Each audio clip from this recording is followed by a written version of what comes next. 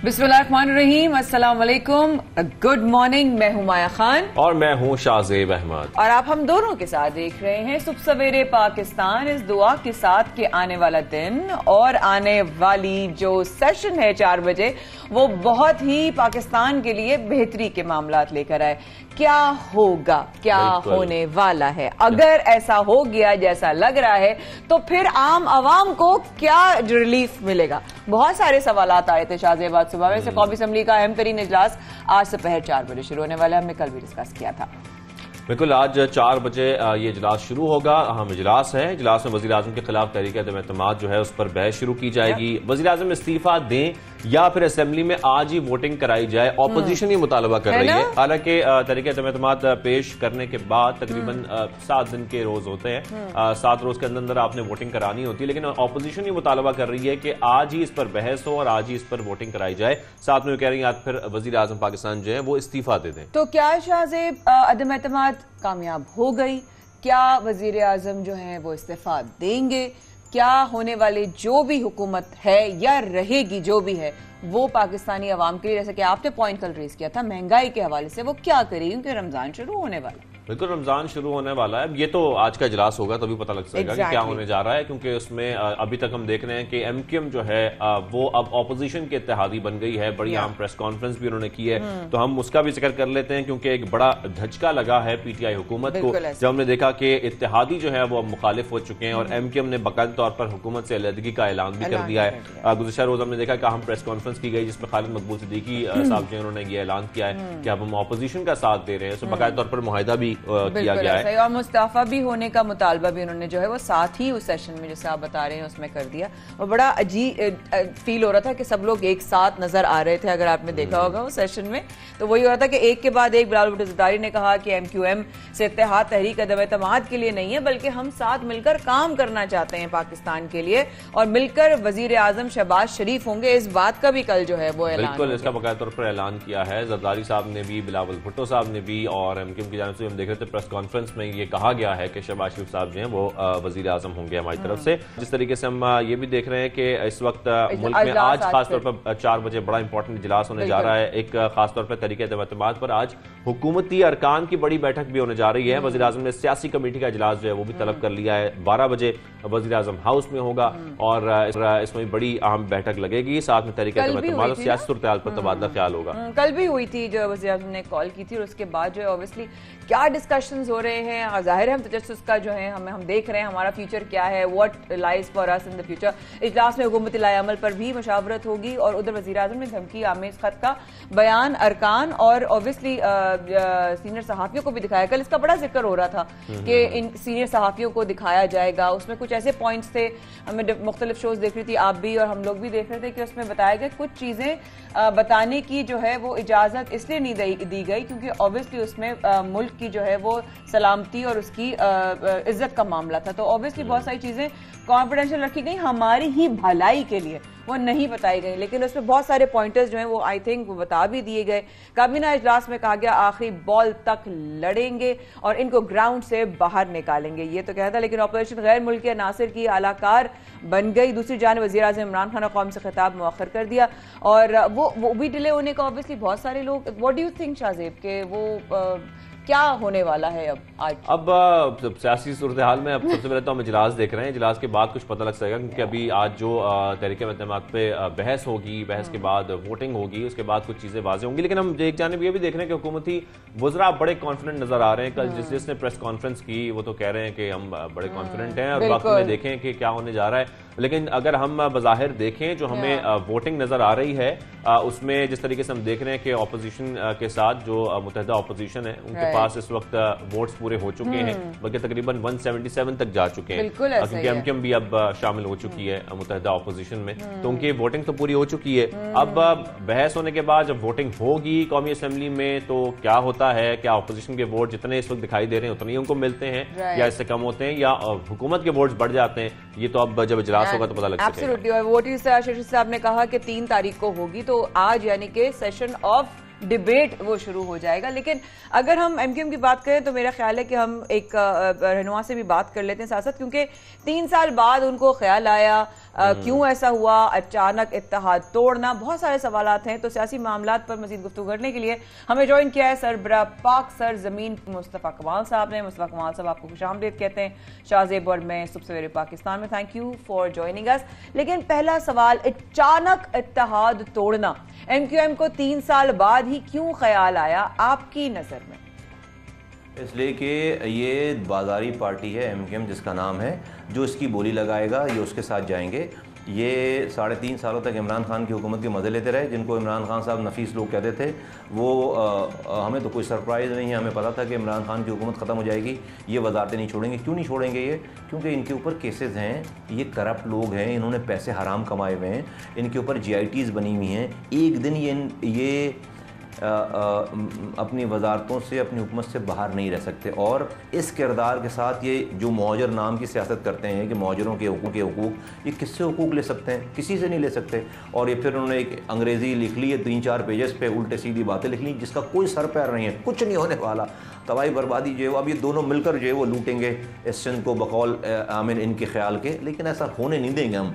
आज पहले सब 40 सालों से PSP जैसी कोई पार्टी नहीं थी, आज हम मौजूद हैं और इंशाल्लाह ताला इनका खात्मा है। लेकिन मुस्तफ़ा कमाल साहब यहाँ पर ये जरूर बताइएगा, हम तो हमेशा ये देखते आए हैं कि पीपल्स पार्टी की जानिब से एमक्यूएम पर तनकीद होती रही है माजी में, और एमक्यूएम की जानिब से पीपल्स पार्टी पर तनकीद होती रही है, सख्त तनकीद होती रही है। तो अब मुझे बताइएगा, अब इस पार्टी के साथ एमक्यूएम का मिल जाना ये कैसा रहेगा, मुस्तकबिल में कैसा रहेगा खासतौर पर? ये बिल्कुल एक आंखों में धूल झोंकने के मुतरादिफ है। ये कल तक आवाज़ लगाते थे कि सिंध में होगा कैसे गुजारा, आधा हमारा आधा तुम्हारा, और हम मुहाजिर सूबा बनाएंगे। और अभी कुछ दिनों पहले इन्होंने जो धरना दिया, और धरना क्या दिया, लेकर गए कुछ लोगों को, ख़वातीन बच्चों को पिटवाया उन्होंने। एक असलम भाई शहीद हो गए, उसकी लाश लेकर घूमते थे। खालिद मकबूल जो है वो वीडियो मौजूद है कि पीपल्स पार्टी के झंडे उनको बर्दाश्त नहीं थे। अब लगता है कि पीपल्स पार्टी के झंडे खालिद मकबूल साहब खुद ही उसकी हिफाजत करेंगे, और अब साथ जीने मरने की कसम। अच्छा, ये सारा काम हमने पहले भी देखा है, 2008 में भी देखा है, 2013 में भी देखा है। यही एमक्यूएम है जिसका मेयर इख्तियारात के जाने का रोना रोता रहा है 5 सालों तक। वो इख्तियारात गए कब? 2013 में, जब इनका गवर्नर था, अपने हाथों से लिख कर दिए, और ये उस वक्त भी वजारतों में बैठे हुए थे। तो पाकिस्तान सिंध में ख़ासतौर पर कराची, हैदराबाद और अर्बन सेंटर में जिन लोगों को ये गुमान था या होगा कि ये एमक्यूएम मुहाजिरों की फलाह की जमात है, उनको आज ये फ़ैसला कर लेना चाहिए कि नहीं, ये मुहाजिरों को बेचने वाले लोग हैं। और अगर कोई मुहाजिर और तमाम कौमों की फलाह का कोई काम कर रहा है तो वो पाक से ज़मीन पार्टी है, और इंशाअल्लाह ताला हम इस शहर को, सूबे को और मुल्क को हुकूक दिलाएंगे। मुस्तफा साहब, नून लीग के साथ भी कौन से रवाबित जो हैं वो अच्छे रहे, वो भी तो अच्छे नहीं रहे। Why don't you agree with that? यकीनन देखें, मैंने जैसे कहा कि ये बाजारी लोग हैं, इनके रवाबित कौन करेगा? कौन रवाबित होते हैं? इज्जत से। इज्जत अगर कोई करेगा तो उससे रवाबित बनते। इनकी इज्जत ही नहीं है। सबको पता है कि आज एक जिस तरह से इन्होंने इमरान खान को छोड़ा है, ये कल को इस हुकूमत में जब टाइम आएगा तो उसको भी इसी तरह से ये आखिरी वक्त तक मज़े करके उसके बाद उसको भी छोड़ेंगे। लेकिन ऐसी बारी आएगी नहीं इंशाअल्लाह ताला। तो ये रवाबित तो और ताल्लुकात तो किरदार वाले लोगों के होते हैं ना, तो बद किरदार लोग। अच्छा, मुस्तफा कमाल साहब, आपने एमक्यूएम की जमात को बहुत करीब से देखा है, आप बहुत करीब से जानते हैं, समझते हैं। आप यकीनी तौर पर यह भी जानते होंगे कि एमक्यूएम जो है वो नाराज होती है और फिर रातों रात मान भी जाती है। तो आपको इस बार क्या लगता है, क्या कोई ऐसे चांसेस हैं कि एमक्यूएम फिर रातों रात या किसी भी वक्त हुकूमत के पास वापस चली जाए या वापस उनके साथ इत्तेहाद कर ले? दोबारा हुकूमत के साथ मिल सकती है? नहीं, ये मैंने जैसे आपको बताया, ये कुछ भी कर सकते हैं। जो इनको ज्यादा कीमत लगाएगा, जो इनकी ज्यादा कीमत लगाएगा, जो इनको अच्छे पैसे देगा, ये उसके साथ जाए। अच्छा मुस्तफा साहब, एमक्यूएम अगर मैं बड़े अगर के साथ अगर एमक्यूएम की जगह पाक सर जमीन पार्टी होती तो क्या आप हुकूमत का साथ देते या आप भी अलग हो जाते? देखिए, अगर मैं इनकी जगह मैं होता और आज तक अगर हुकूमत का हिस्सा होता तो मैं क्या करता कि मैं प्रेस कॉन्फ्रेंस बुलाता और इमरान खान ने जितनी भी ज़्यादतियाँ की हुई होती हैं, जितनी भी ज़्यादतियाँ की हुई थी और जितनी भी बातें नहीं मानी थी हमारी, उसके ऊपर उसका बरमला मैं इजहार करता, मैं कहता था ये बुरा किया, ये बुरा किया, ये बुरा किया। लेकिन जब ये तहरीक अदम एतमाद पेश हो गई थी और मैं उस वक्त तक हुकूमत का हिस्सा होता, तो मैं कहता कि इमरान खान साहब के साथ अगर आज तक मैं हूँ और अब तक इससे पहले नहीं छोड़ा था उन्हें, तो अब जब उनका बुरा टाइम आ गया है तो अब मुझे पता भी है कि ये हार जाएंगे, ये डूब जाएंगे, लेकिन अगर इनका एक भी आदमी हुकूमत इनका साथ नहीं दे, फिर भी मैं इनका साथ आखिरी वक्त तक दूंगा, सारे इख्तलाफात के बावजूद, ये मैं कहता। और जरदारी साहब और शहबाज शरीफ को भी कहता कि भाई अगर मैं आज इसके साथ गद्दारी करूंगा, दगा करूंगा, तो कल मैं आपके साथ भी करूंगा। ये किरदार वाली बात नहीं है, ये किरदार होना चाहिए था। अगर आज तक साहब अगर छोड़ना तो पहले छोड़ देते। अगर जैसे आपने मुझसे सवाल किया कि मैं इनके साथ होता, तो मैं आज इनकी इमरान खान की सारी बुराइयां बताने के बावजूद मैं कहता कि नहीं, इसका बुरा टाइम है, मैंने इसके साथ डूबना है। तो मुसलमान साहब, फिर आप पीपल्स पार्टी, नून लीग और एमक्यूएम के जो मिलाप है, इसको कैसा देखते हैं? चल जाएगा या फिर वही होगा? नहीं, ये तो जो है ये तो सिर्फ इमरान खान के गिराने तक की कहानी है। आप देखें फिर कैसे आपस में जो है वो इनकी हड्डियां जो है वो बीच चौराहे पे फूटती है। मुस्तफा साहब, एक बड़ा इंपॉर्टेंट सवाल एक और मेरे जहन में आ गया। एडमिनिस्ट्रेटर कराची को हटाने की जो है वो खबरें जो है वो आ रही हैं, सर्कुलेट कर रही हैं। क्या इस कदम से महाजरों के लिए ऑब्वियसली नौकरियां, हुकूक या तरक्की उन लोगों को मिल पाएगी? और साथ साथ एक और चीज़ कि क्या कराची वालों को भी इतना ही हक मिलेगा जितना बाकी सूबों के जो है वो आवाम को मिलता है?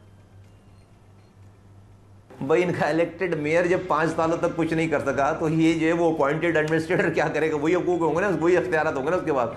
तो इलेक्टेड मेयर इनका कुछ नहीं कर सका, जो कि मैंडेट लेकर आया था, तो अभी अपॉइंटेड एडमिनिस्ट्रेटर क्या कर लेगा? इनके फायदे हो जाएंगे, मजे लग जाएंगे फिर। मुस्तफा कमाल साहब, फिर हमें ये बता दें, जिस तरह की सियासत हम इस वक्त देख रहे हैं विफाक में, खास तौर पर आपको क्या लगता है, ये हुकूमत रह जाएगी, चली जाएगी? बस इमरान खान के अपने रवैये पे है सारा कि वो आगे अपनी सियासत को किस तरह इस्तेमाल करते हैं। जो तरीक़ेकार उन्होंने अभी अपनाया था, ये गेम तो नहीं चलेगा। इमरान खान साहब के रवैये पर है सारा, बड़ी बात की। चलिए अब आप ये बता दीजिए मुस्तफा साहब के पाक सरजमीन पार्टी का लाए अमल, आगे फ्यूचर प्लान्स क्या हैं? बल हमारी सारी कही भी सारी बातें सच हो गई। अल्लाह ताला ने जीतने वालों को एक्सपोज कर दिया।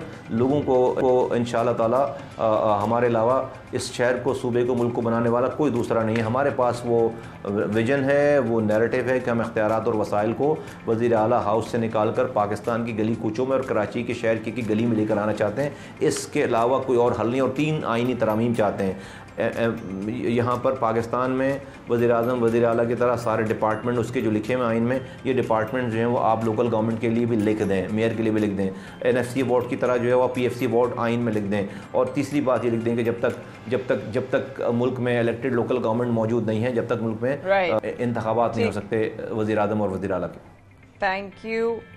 Thank you so much Mustafa साहब, बड़ी इंपॉर्टेंट बातें वो कर गए। और ये भी बता दिया शाहजेब उन्होंने कि किस तरीके से वो रिएक्शन देते हैं अगर वो इस पोजीशन में होते। इसमें बड़ा इंपॉर्टेंट रिएक्शन है कि उनको क्या करना चाहिए था। लेकिन एमक्यूएम के हवाले से इस तरह वो बता रहे हैं, तो अभी भी फिर ये चांस है, जैसे कि हम जिक्र कर रहे थे, कि रातों रात कुछ भी हो सकता है। लेकिन अब बहस होने जा रही है आज बड़े आम इजलास में, तो उस बहस में भी देखा जाएगा कि वोटिंग क्या आजाद होती है, जैसे कि ऑपोजिशन मुतालबा कर रही है, या नहीं होती है। लेकिन यहाँ पर छोटी सी ब्रेक लेते हैं, ब्रेक के वापस आएंगे और सियासी मामलात को आगे बढ़ाएंगे।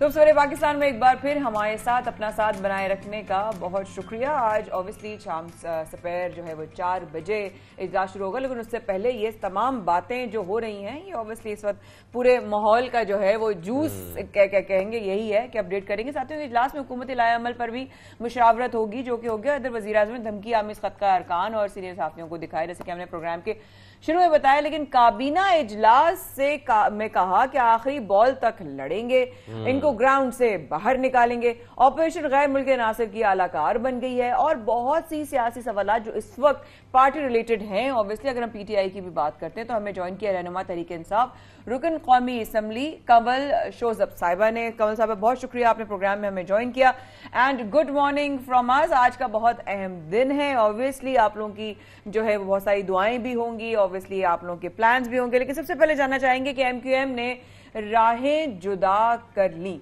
ये हुकूमत के लिए कितना बड़ा धचका है? कंवल साहिबा जी, बिस्मिल्लाहिर्रहमानिर्रहीम और सबको सुबह बखैर।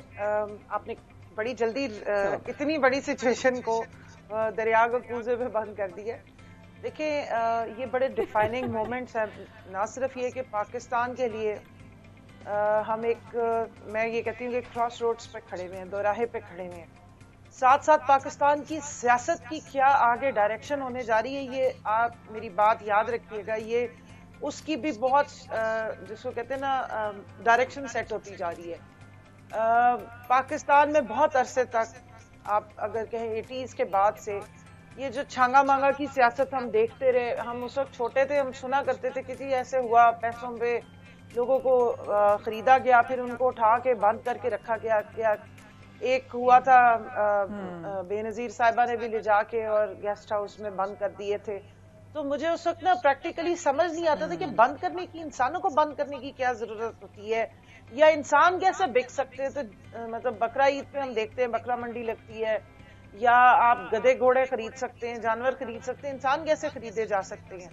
तो अब मैं क्योंकि पहली दफा मेंबर बनी हूँ, मैंने अपने आसपास से जिस तरह उठते हुए देखे हैं लोग, तो मुझे बड़ी शर्म आई और बड़ा 2-4 मोमेंट्स ऐसे आए कि मुझे बहुत ऑड फील हुआ, खसूसन जब कुछ 2-1 खवातीन हमारी कोलीग्स गई।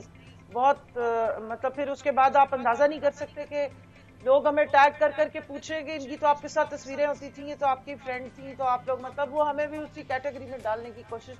तो मैं समझ रही हूँ ये बहुत बड़ी लाइन ड्रॉ हो रही है इस वक्त पाकिस्तान की सियासत में भी, पाकिस्तानी मुआशरे में भी।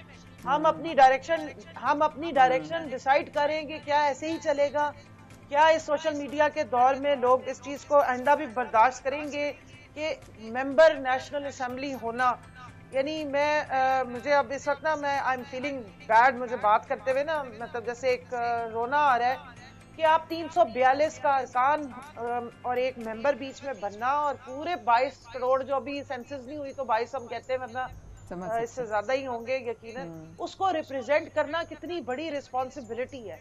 लेकिन इस तरह के मामलात में आके आप अपने ज़मीर बेच दें, या आप वो लाइन जो आपके लिए कॉन्स्टिट्यूशन ड्रॉ करता है उसको छोड़ के दूसरी तरफ चले जाएं। और ऐसे मामले पे जब वजीर आजम इमरान खान साहब बता रहे हैं कि इसमें ये कोई नॉर्मल ऑर्गेनिक नो कॉन्फिडेंस नहीं आ रहा, इसमें कोई इन्वॉल्वमेंट ऐसी आ रही है कि ये लाया गया है सिर्फ टारगेट करके कि पाकिस्तान की एक आज़ाद खारजा पॉलिसी से ताकतवर कुछ ममालिक को तकलीफ है और उधर से ये सारा जनरेट हो रहा है, धमकियां दी जा रही हैं, वज़ीर आज़म की जात को धमकी है। ऐसे मामले पे पाकिस्तान की सलामती के साथ खड़े होना जरूरी है या जाती मफादात के साथ खड़े होना है? और जाती मफाद भी प्रिंसिपली अगर आप कॉन्स्टिट्यूशन देखें, मैं क्योंकि डेमोक्रेसी की स्टूडेंट हूँ, मैंने पूरी दुनिया की डेमोक्रेसी पढ़ी है, मेरा इस बात पे है, तो बड़ी एक दुख की कैफियत है इस वक्त और बड़ी परेशानी वाला मामला मैं समझती हूँ। लेकिन कंवल साहबा लेकिन यहाँ पर ये बताएगा क्या वाकई हुकूमत जो है वो अददी अक्सरियत खो चुकी है या काफी की हिमायत बरकरार है? अददी अक्सरियत दो चीजें हैं, मैं सिर्फ यहाँ क्लियर करती हूँ। जब वोट ऑफ नो कॉन्फिडेंस आ जाता है तो अब आपने देखा हमें 2-3 दिन से राना सनाउल्लाह और इस तरह की स्टोरियां आ रही हैं जी वजीर आजम जो है वो इस्तीफा देते हैं, यूं कर दें वो कर दें। हमने जी इजलास बुला लिया सिंध हाउस में, हमने बहुत बड़ी जो है वो नुमाइश कर दी, बकरा मंडी या जो मेला मवेशी है वो आजकल सिंध हाउस में लगाया जा रहा है।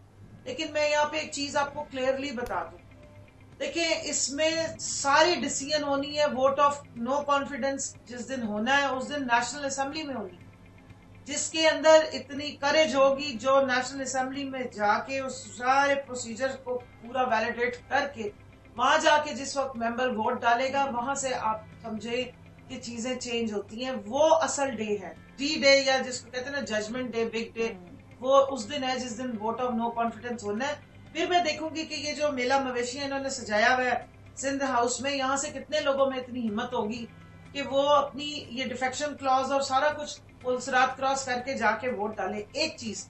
दूसरा, एक और क्लियर कर दूं कि जब वोट ऑफ नो कॉन्फिडेंस खत्म हो जाए तो 6 महीने तक और आप ना वोट ऑफ नो कॉन्फिडेंस की जरूरत होती है, ना वजीर आजम को जाके वोट ऑफ कॉन्फिडेंस लेने की जरूरत होती है। तो ये जो प्रेशर टैक्टिक्स खेले जा रहे हैं ये सारे इसलिए खेले जा रहे हैं। और तीसरी बात है, कवल साहब जिस तरीके से देख रहे हैं कि बुजरा बड़े नजर आ रहे हैं, ये बड़ी कवल साहिबा, कल फैसल जावेद साहब भी कह रहे थे कि वजीर आजम अब ज्यादा मजबूत नजर आएंगे। वो मजबूत कैसे नजर आएंगे? मेरी इंपॉर्टेंट बात सिर्फ इतनी सुन लें। मैं जो आपको कह रही हूँ कि लाइन ड्रॉ होने जा रही है। हम चाहते हैं कि ये कॉन्फिडेंस का वोट, वजीर आजम नो कॉन्फिडेंस वोट वाले दिन तक हम देखें कि किसमें कितनी जुर्रत है कि वो जाएंगे और कितने लोग और हैं जो अपने जमीरों को बेच के या अपने जाती मफादात पे वहां जाने की कोशिश करते हैं। तो इसलिए वजीर आजम आखिरी गेंद तक खेलेंगे और हम उनके साथ डट के खड़े। हम देखेंगे उस दिन कि कौन लोग हैं जो जाना चाहते हैं और क्या रीजन है उनके पास, ये भी, और पाकिस्तान भी देखेगा इंशाल्लाह।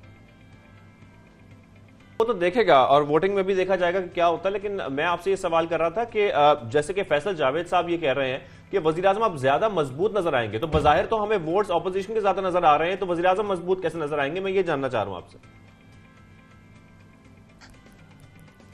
है कवाकब कुछ नजर आते हैं कुछ, ये मैं आपको बता रही हूँ कि अगर आपको मैंने कहा है कि वहां मंडी लगी हुई है या वहां पे मेला सजा हुआ है ना, तो उस पे मत जाइएगा। वहां 342 का वो ऐवान भी सजा ले ना, तो असल सारा फैसला होना है इलेक्शन वाला दिन जो बनता है या जो वोटिंग वाला दिन बनता है, वो नेशनल असेंबली की 4 दीवारी के अंदर जब आप हॉल में दाखिल होंगे और जाके वोट देंगे, उस दिन से सारी चीजें चलती हैं। तो इसलिए बजाहिर जो भी होता रहे, मैं आपको क्लियर बता रही हूँ कि ये एक लाइन ड्रॉ होने जा रही है। वजीर आजम तो मजबूत है। वजीर आजम के ऊपर कौन सा उनका कसूर है मुझे बताइए? क्या उन्होंने आज तक पाकिस्तान की हिस्ट्री में, आप चैलेंज में कर रही हूँ, हिस्ट्री उठा के देख लें, करप्शन मेन चीज होती है जिसपे वजीर आजम पे इल्जामात लगते हैं, उन्होंने निकाला जाता है।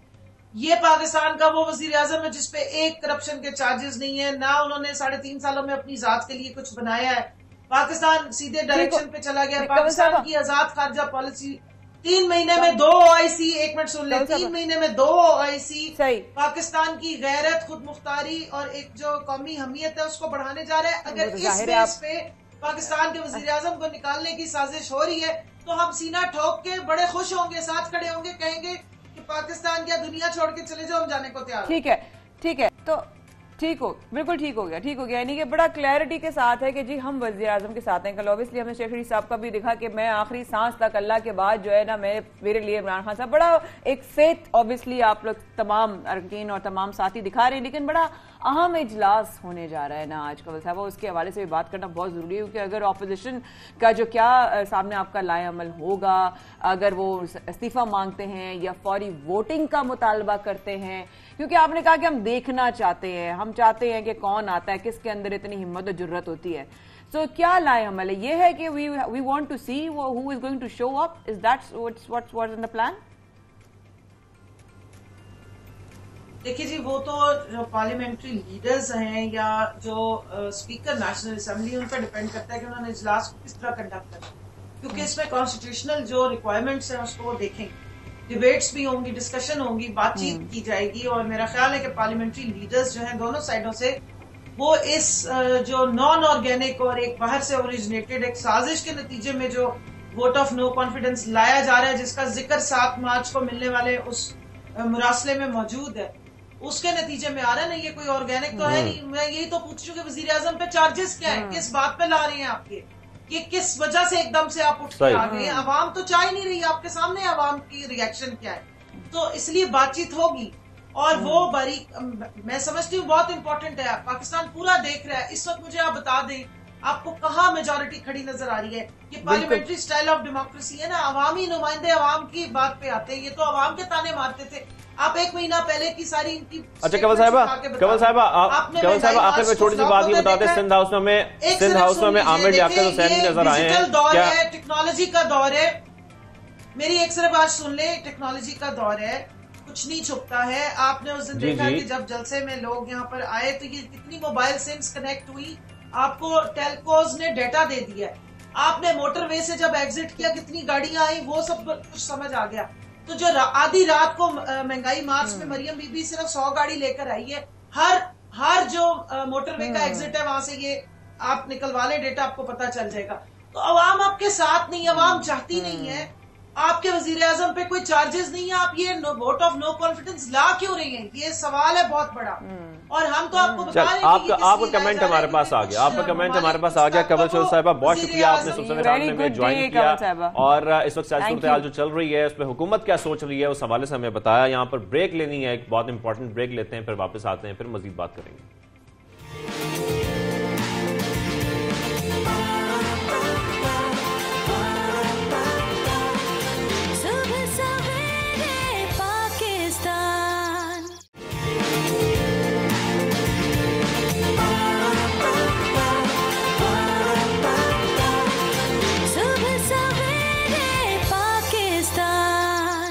सबसे पाकिस्तान में शाहजेब और माया के साथ रहने का बेहद शुक्रिया। ऑब्वियसली आज का जो कौमी असम्बली का इजलास है वो एक बहुत ही अहम मामलात और हालात जो है पाकिस्तान और पाकिस्तान के सिचुएशन के लिए लेकर आएगा। लेकिन इन तमाम सिचुएशंस में शाहजेब एक चीज़ जो है वो आपने शायद ऑब्जर्व की हो, मैं भी सोच रही थी, हम लोग जब बात करते हैं तो हम लोग तो हमारा तो काम है ना, हम इसलिए बात करते हैं, लेकिन आम आवाम के अंदर किस पॉलिटिकल पार्टी को लेके जो है वो उनके वोट्स बढ़े हैं, मतलब एक आम इंसान की कि यार मकबूलियत बढ़ी है, मकबूलियत कम हुई है, इस तरह की सिनेरियो का जो सर्वे होता है ना वो बड़े जबरदस्त नताइज लेकर आता है। आप ये कह रही हैं कि अवामी हलकों में ये बहस छिड़ चुकी है कि कौन सी पार्टी कितनी मकबूलियत रखती है या किसकी कितनी मकबूलियत कम हुई है या ज्यादा हुई है। तो यही जानने के लिए हमेशा आपको दिखाते हैं मुख्तलिफ सर्वेज, और गैलप पाकिस्तान सर्वे ने भी बड़ा अच्छा सर्वे किया है जिसमें यह मालूम करने की कोशिश की गई है कि इस्लामाबाद में तहरीक इंसाफ के हवाले से जो हलके हैं वो क्या सोचते हैं, उनकी क्या राय है, उनकी मकबूलियत में कितना इजाफा हुआ है। तो अभी तक जो फैक्ट्स एंड फिगर्स हमारे सामने आ रहे हैं उसमें तकरीबन अगर हम तहरीक इंसाफ की बात करें तो 31% लोगों के मुताबिक तहरीक इंसाफ मकबूल है, नून लीग 15%, जबकि पीपल्स पार्टी सिर्फ 4% लोगों जो है लोगों को सपोर्ट करते हैं। और एग्जैक्टली क्योंकि आज हम आपको बताएंगे कि अगर इस्लामाबाद में इलेक्शन हो तो कौन सी जमात कामयाब हो सकती है। गैलप पाकिस्तान ने एक सर्वे कराया और गैलप पाकिस्तान पे जब हम बिलाल भाई को बुलाते हैं हमेशा तो इतने इंटरेस्टिंग वो सर्वेस लेकर आते हैं और वो डिस्कशन इतनी ज्यादा हमें इन्वॉल्व रखती है कि हम कहते हैं अच्छा अगर ऐसा है तो नेक्स्ट सर्वे कौन सा होना चाहिए। इसलिए हमारे साथ मौजूद है executive director Gallup Pakistan Gilani साहब। बिलाल भाई कह रहे हैं कि सारी बातें तो शाहजेब और माया ने करनी है, मैं आगे क्या बात करूंगा। खुशामदीद कहेंगे सवेरे पाकिस्तान में। बिलाल साहब, सबसे पहले तो ये जानना चाहते हैं कि लोगों ने क्या जवाब दिया, आपने क्या सवाल पूछा, सबसे पहले तो ये बताएं इस सर्वे के हवाले से। जी बिल्कुल, तो हम क्योंकि मुल्क गिर सर्वे करते रहते हैं तो हमने सोचा कि इस दफ़ा एक सर्वे शहर का भी किया जाए। पाकिस्तान में जो कौमी असम्बली को मुंतखब करने का तरीका है उसमें हर शहर की भी अपनी अहमियत होती है, क्योंकि हर शहर अपने लिए एक लेजिस्लेटर मुंतखब करता है जिनको फिर वो असम्बली में भेजता है। तो हमने इस्लामाबाद के अंदर एक सर्वे किया और लोगों से पूछा कि अगर इस्लामाबाद में इलेक्शंस हों तो आप किस पार्टी को वोट देंगे। तो इसमें सर फहरिस्त जैसे आपने बताया पाकिस्तान तहरीक इंसाफ आई, उसके बाद दूसरे नंबर पर PMLN, फिर तीसरे नंबर पर पीपल्स पार्टी और चौथे पे लब्बैक पाकिस्तान। और इसमें एक इंटरेस्टिंग पहलू ये भी है कि मुख्तलिफ जो नुक्ता फ़िक्र के मुख्तलिफ डेमोग्राफिक्स के लोग हैं उनमें भी डिफरेंसेस हमने देखे। तो यंगस्टर्स में हमने देखा कि तहरीक इंसाफ जो है वो ज़्यादा पॉपुलर है, ख़वातीन में PMLN ज़्यादा पॉपुलर है, और जो रूरल इलाके हैं उनमें बनिस्बत अर्बन इलाकों के PMLN थोड़ी सी ज़्यादा पॉपुलर पाएगी। तो इसमें कुछ डेमोग्राफिकली भी इंटरेस्टिंग पहलू नज़र आए। लेकिन बिलाल साहब लग सका है कि क्या मकबूलियत में इजाफा हुआ है, कमी हुई है, अगर खासतौर पर हम हुकूमत पाकिस्तान PTI जमात की बात करें तो हमने ये सर्वे तो इससे पहले नहीं किया गया, मगर अगर आप इस पहली बार शहर के अंदर किया गया है, शहर के लिए पहली दफ़ा किया गया। इससे पहले हमने कराची का सर्वे किया कुछ अर्से पहले, अब हम और भी शहरों का सर्वे करना चाहते हैं। मगर अगर आप 2018 के इलेक्शन से इन रिज़ल्ट्स का मुआजना करें तो ये अंदाज़ा होता है कि तहरीक इंसाफ की जो मकबूलियत है तकरीबन वैसी ही है जैसी पहले थी। तो 3 सीटें हैं इस्लामाबाद शहर की, इस्लामाबाद शहर और गाँवों की, और तीनों ही पाकिस्तान तहरीक इंसाफ के पास हैं।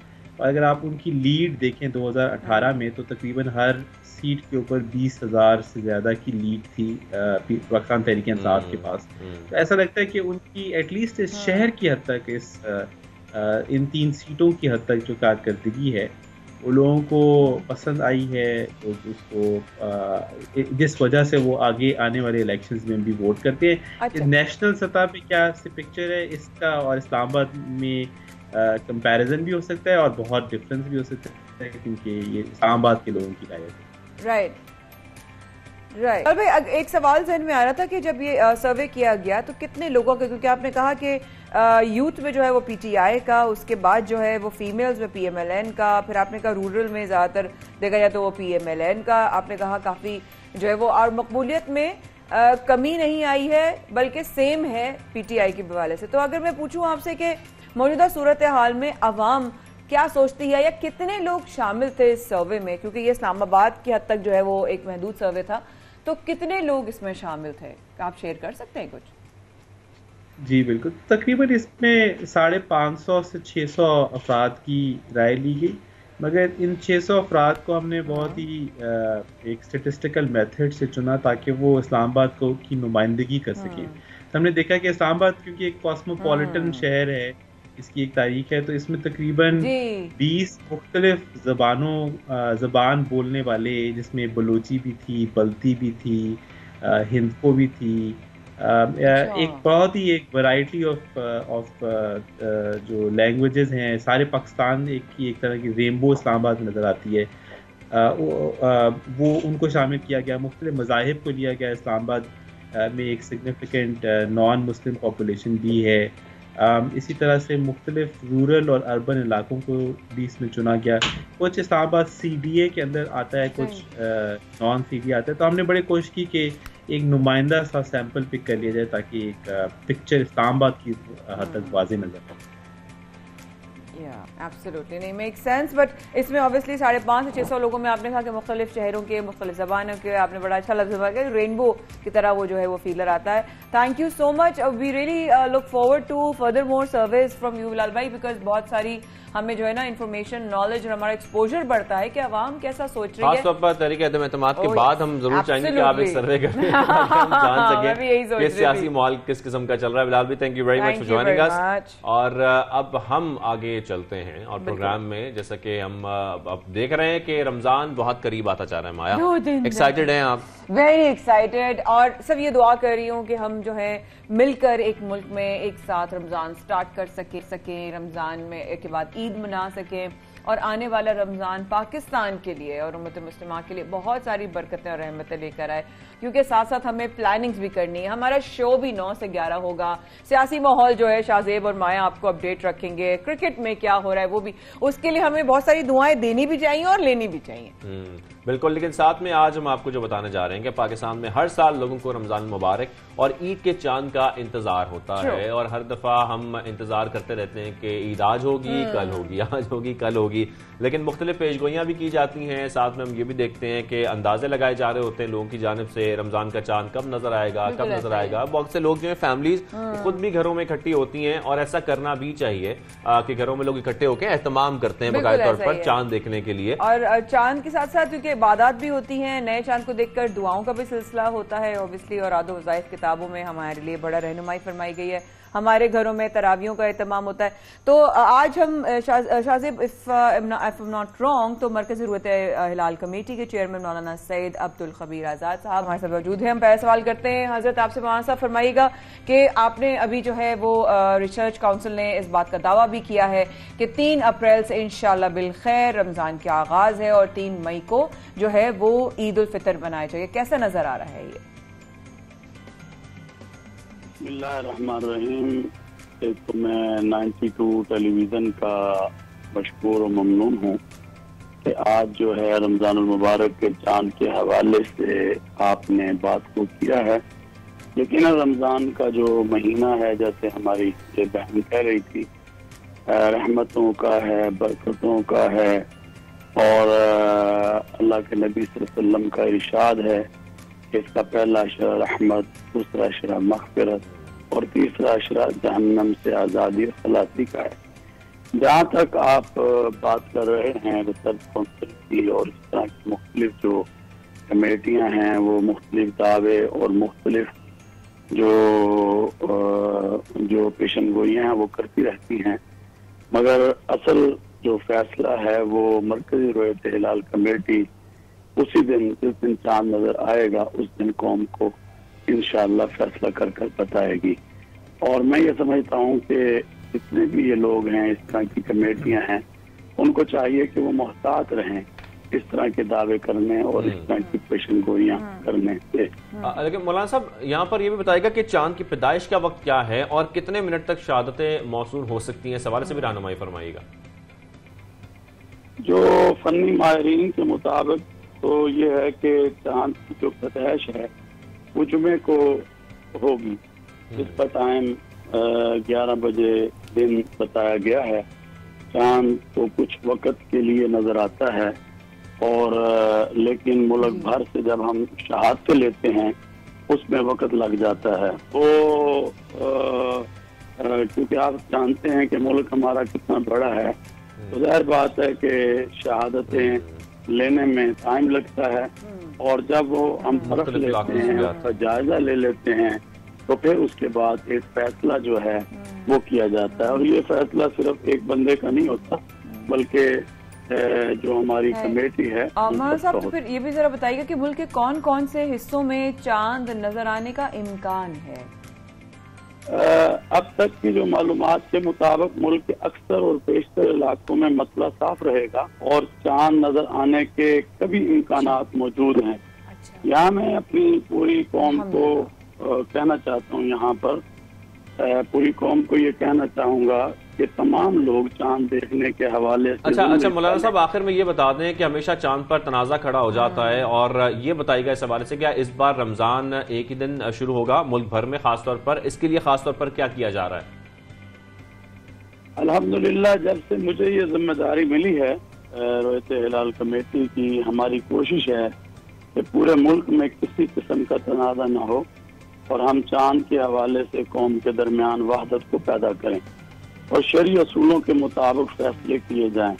और अल्लाह ताला से दुआ है कि अल्लाह ताला हमारी मदद करे।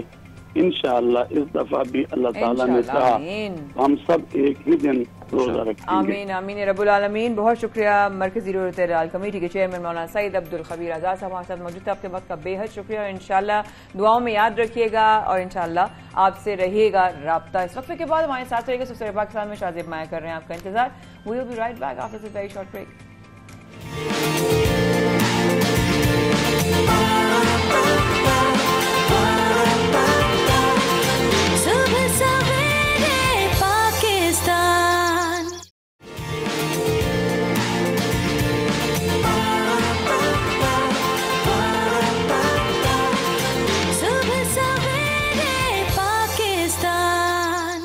सबसे पाकिस्तान में शाजिब और माया के साथ रहने का बेहद शुक्रिया। और अब कुछ भी कहे बगैर में अभी हम कहाँ जा रहे हैं? मुझसे आप क्यों पूछेंगे कहाँ जा रहे हैं? आप जाएं। बार बार देखिए आप लोग गवाए ये चले जाते हैं बार बार हमारे भाई साहब। नहीं मैं अभी तक दुनिया गोल चक्कर पे कहीं नहीं गया, मैं इधर ही बैठ के आपको दुनिया गोल चक्कर लगवाता हूँ। और हमें दुनिया गोल चक्कर लगवा दिया अपनी गैर हाजिरी में। हम आपको चक्कर देते हैं, यानी कि दुनिया गोल चक्कर लगवाते हैं। और वो चक्कर ऐसे है कि हम रुक करेंगे सबसे पहले गिनीज वर्ल्ड रिकॉर्ड जिनका बन गया है कम उम्र तरीन ओपरा गुलकारा की उनको सनद दे दी गई है।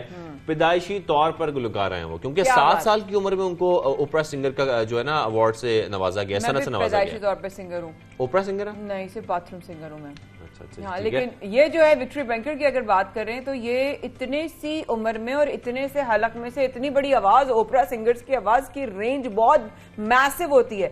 ये कैसे इन्होंने कर लिया भाई, मुझे नहीं समझ में आया। और ये जो उनको करार दिया गया है सबसे यंगेस्ट ओपरा सिंगर का, वो 7 साल की उम्र की थी जब उनको ये सिंगर का जो है इससे खासतौर पर मतलब उनको करार दिया गया है। तब 2019 में उन्होंने 8 कमसिन गुलकारों के साथ पिट्सबर्ग के पब्लिक थिएटर में अपने फन का मुजाहरा भी किया था।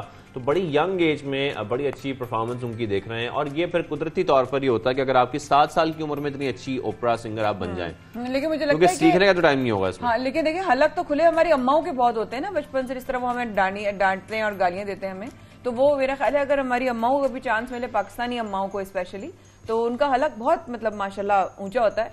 लेकिन ये जबरदस्त आंटी से पूछूंगा मैं, ये आप लाजिम पूछिएगा भी और सुनिएगा भी। तो हमारी अम्माओं के गले माशाल्लाह कमाल होते हैं। लेकिन अगर बात करें लंदन की, तो एक खातून ने जो लीमू दरियाफ्त किया है वो उनके बच्चे के पूरे सर से भी बड़ा है, मतलब बिल्कुल 9 इंच, और तकरीबन उसका वजन 4 पॉइंट से भी ज्यादा बताया जा रहा है। और चंद रोज कबल ही उन्होंने ये लीमू खरीदा है, और मालूम ये भी हुआ है कि 1989 में इसी दरख्त से एक लीमू उतारा गया था, और उसका वजन उसका था तकरीबन 10 पॉइंट और 31 इंच घेर वाला वो जो है ना लीमू था। यानी कि ये दरख्त ही ऐसा है जिस दरख्त से बहुत बड़े बड़े जो लीमू है उतारे जा रहे हैं।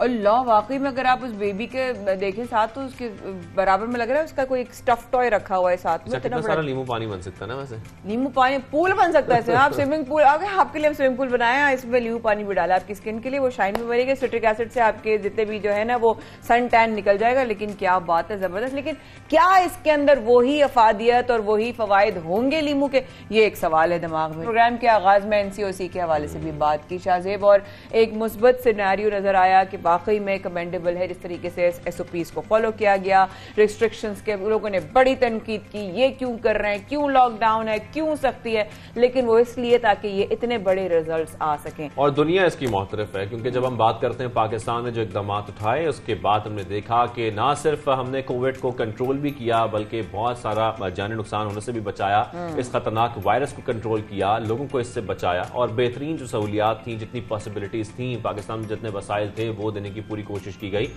तो वाकई ये बहुत बड़ी कामयाबी भी है। और जिस तरीके से हमारी जो स्मार्ट लॉकडाउन की वज़ीर-ए-आज़म पाकिस्तान और एनसीओसी की पॉलिसी थी, वो बड़ी कामयाब साबित हुई। और साथ में आपको ये बताएं, का सामना करना पड़ा, लेकिन ये रिजल्ट्स आने थे, और कितना इत्मीनान के साथ उन्होंने तमाम डॉक्टर्स ने, मैं कहती हूँ तमाम एनसीओसी के तमाम मेंबर्स ने कितने सब्र और तहम्मुल का मुजाहरा किया कि जी हमें पता है what we are doing, it's a delayed gratification, और रिजल्ट्स आ रहे हैं। और इसमें अप्रिशिएट फ्रंटलाइन वर्कर्स को भी करना चाहिए, जिन्होंने बड़े, क्योंकि उनकी जानें भी गई इसमें, और जान भी गवाई उन्होंने, लेकिन इसके बावजूद वो फ्रंट लाइन पर खड़े रहे और अपने तमाम लोगों की हिफाजत के लिए, उनको कोविड से बचाने के लिए, इस पेंडेमिक से बाहर निकालने के लिए उन्होंने अपनी पूरी कोशिश की। तो साथ में हम देख रहे हैं कि एनसीओसी की जानिब से जो पाबंदियां हैं वो उठाई जा चुकी हैं, मुकम्मल बहाल हो चुका है इस वक्त पाकिस्तान। हम देख सकते हैं कोई किसी किस्म की पाबंदी नहीं है। आप अपनी एहतियात के लिए मास्क का इस्तेमाल करें, वो आपके लिए अच्छा है। आप अपनी हाइजीन का ख्याल रखें, वो आपके लिए अच्छा है, और वो बहुत अच्छा है। आप क्यों ना रखें अपना हाथ, आप क्यों ना धोएं, आप बाहर से आते हैं, घर में आते हैं, कितने जरासीम ऐसी होते हैं, आप बिल्कुल ख्याल करें। ये तो बहुत बेसिक। लेकिन इसी पे मजीद बात करने के लिए पार्लिमानी सेक्रेटरी बराए सेहत डॉक्टर नौशीन हामिद साहिबा ने हमें ज्वाइन किया। आपके वक्त का बहुत शुक्रिया। A very good morning. पहले तो हम आपको साथ साथ जिस तरह के हमने जिक्र किया, आपको खैर तहसीन पेश करते हैं, ढेरों दुआएं देते हैं। कोरोना पर काबू जिस तरह पाया, वाकई में बता सकती हैं इस वक्त मुल्क में कोरोना केसेस की सूरत हाल क्या है डॉक्टर साहिबा? बिस्मिल्लाहिर्रहमानिर्रहीम जी, इस वक्त अल्हम्दुलिल्लाह जो पॉजिटिविटी रेशियो है वो 1% से भी नीचे है, और बहुत ज़्यादा शहरों में तो वो 0.5 से भी नीचे है। तो ये इंशाल्लाह ताला मैं समझती हूँ कि अब हम जो एक खतरे वाला फेज था उसमें से गुजर गए हैं, मगर एहतियात की ज़रूरत अभी भी है, क्योंकि ज़ाहिर जब तक कोरोना का एक पेशेंट भी सिस्टम में मौजूद रहेगा, हमें एहतियात की ज़रूरत रहेगी, मगर हालात इंशाल्लाह ताला बहुत बेहतर हैं जी। नौशीन साहब, यहाँ पर ये बताएं कि कितनी वैक्सीनेशन हो चुकी है, कितने लोग अब हम ये कह सकते हैं कि वैक्सीनेटेड है, खासतौर पर अगर हम ओवरऑल पाकिस्तान की बात करें तो? देखें जी, इस वक्त हमारा जो टारगेट था कि जो एलिजिबल पॉपुलेशन है, और एलिजिबल पॉपुलेशन से हमारी मुराद होती है कि 12 साल से बड़ी उम्र के जितने लोग हमारे पाकिस्तानी हैं वो एलिजिबल पॉपुलेशन है, और उसका टारगेट हमारा था कि हम 75% ऑफ एलिजिबल पॉपुलेशन को वैक्सीनेट करेंगे, और हम तकरीबन अपने टारगेट के बहुत करीब पहुंच चुके हैं। तो इस वक्त बिल्कुल मैं समझती हूँ कि हमारी मेजॉरिटी पॉपुलेशन जो है वो वैक्सीनेट हो चुकी हुई है। उसमें से ज़्यादातर लोग जो हैं वो फुली वैक्सीनेटेड हैं, और अब बहुत बड़ी तादाद वो भी है जिनकी अभी एक डोज लगी है, और उनसे आपके तवज्जुह से यही दरख्वास्त है कि वो अपनी दूसरी डोज भी जल्द अज जल्द जो है वो लगवा लें। मगर 220 मिलियन की पॉपुलेशन को वैक्सीनेट करना मैं समझती हूँ एक बहुत बड़ा टारगेट था, जो कि अल्हम्दुलिल्लाह अचीव किया गया है। जी बिल्कुल ऐसा ही है। तो आपकी नज़र में अब तक बूस्टर डोज लगवाने वालों का क्या नंबर और क्या शरह है डॉक्टर साहबा? बूस्टर डोज के लिए अभी उतनी बड़ी तादाद में लोग सामने नहीं आ रहे, मगर बूस्टर डोज बहरहाल जो कि हमारे पास रीसेंट रिसर्चेस हैं उसमें यही पता चलता है कि जो इम्यूनिटी है वो आहिस्ता आहिस्ता जो है वो इस वैक्सीन से जो डेवलप हुई होती है वो कम होती जाती है, और किसी में ये 6 महीने का अरसा होता है, किसी में 8 महीने का अरसा होता है। तो वो जो एंटीबॉडीज वैक्सीन की वजह से आपकी बॉडी में बनी होती हैं, जिसकी वजह से आपकी कुव्वत मुदाफ़ियत इस वायरस के अगेंस्ट होती है, वो आहिस्ता आहिस्ता इम्यूनिटी जो है वो वेन कर जाती है। और इसीलिए आप देखें कि इस वक्त यूरोप के अंदर जो है वो केसेस में फिर इजाफा होना शुरू हो गया, और वहाँ पे काफ़ी हद तक जो है वो कोई 44% इजाफा वहाँ पर देखा गया है। तो वो उसका रीज़न यही डॉक्टर्स बता रहे हैं। ये पाबंदियां तो खत्म कर दी गई हैं और शराब भी तकरीबन 1% से नीचे आ गई है, लेकिन क्या मैकेनिज्म बनाया जा रहा है कि ये वायरस दोबारा ना फैले पाकिस्तान में? देखिए जी, उसके अंदर इसका मेन तो यही है कि वैक्सीनेशन जितनी ज़्यादा से ज़्यादा होगी, और अब चूंकि हमारे बहुत से लोगों को वैक्सीन लगे हुए काफ़ी अरसा हो गया है, तो बूस्टर डोज जो है, और गवर्नमेंट ने वाफिर मिकदार में बूस्टर डोज का इंतज़ाम किया हुआ है, वो सेंटर्स पे मौजूद है। तो इसको दोबारा से ये ना फैले और दोबारा से इसकी कोई बड़ी वेव ना आए, तो उसके लिए सबसे मौसर तो यही तरीका है कि हम अपने आप को वैक्सीनेट करवा बूस्टर डोज लगवाएं। और उसके अलावा जो थोड़ी बहुत जो पाबंदी है उसके ऊपर ज़रूर, जब आप पब्लिक प्लेसेस में जाएं, जब बड़ी गैदरिंग्स में जाएं या किसी ऐसे बाज़ारों में, मार्केट प्लेसेस पे, तो वहाँ पे मास्क का इस्तेमाल ज़रूर करें और जहाँ तक मुमकिन हो सके सोशल डिस्टेंसिंग करें। जी अपनी एहतियात बिल्कुल बहुत ज़रूरी है वाकई में, और क्यों ना, ये भी तो हमारी जिम्मेदारी है। हर चीज़ तो हम हुकूमत पर नहीं छोड़ सकते। और साहब वाकई में जिस तरीके से इस प्रेशर से गुजरा है ये तमाम हेल्थ सिस्टम, और कोरोना के दौरान भी काफ़ी दबाव जो है वो रहा। अगर हम अभी थोड़ी देर पहले भी यही बात कर रहे थे कि अब हमारा हेल्थ सिस्टम जो है स्मूथ हो गया है या दबाव से निजात पाने में कामयाब हो गया है, या अभी भी still we are left with a lot of challenges? नहीं जी, मैं समझती हूँ कि हमारा इस वक्त हेल्थ सिस्टम के ऊपर कोविड की वजह से कोई दबाव नहीं है। पेशेंट्स की तादाद जो है, और ख़ासतौर पे जो ओमिक्रॉन वेरिएंट था, इसके अंदर ये इजीली इन्फेक्ट तो कर देता था, लोग कैच कर लेते, मगर इसमें सीरियस केसेस जो थे उनकी तादाद जिनको हॉस्पिटलाइजेशन की जरूरत पड़े वो बहुत कम रही है, और किसी स्टेज पे भी 20 से 25% से ज़्यादा बेड ऑक्यूपेंसी जो है वो नहीं रही। तो इसलिए अब मैं समझती हूँ कि हेल्थ सिस्टम पे हमारे इस वक्त फिलहाल किसी किस्म का कोई बर्डन नहीं है कोविड की वजह से।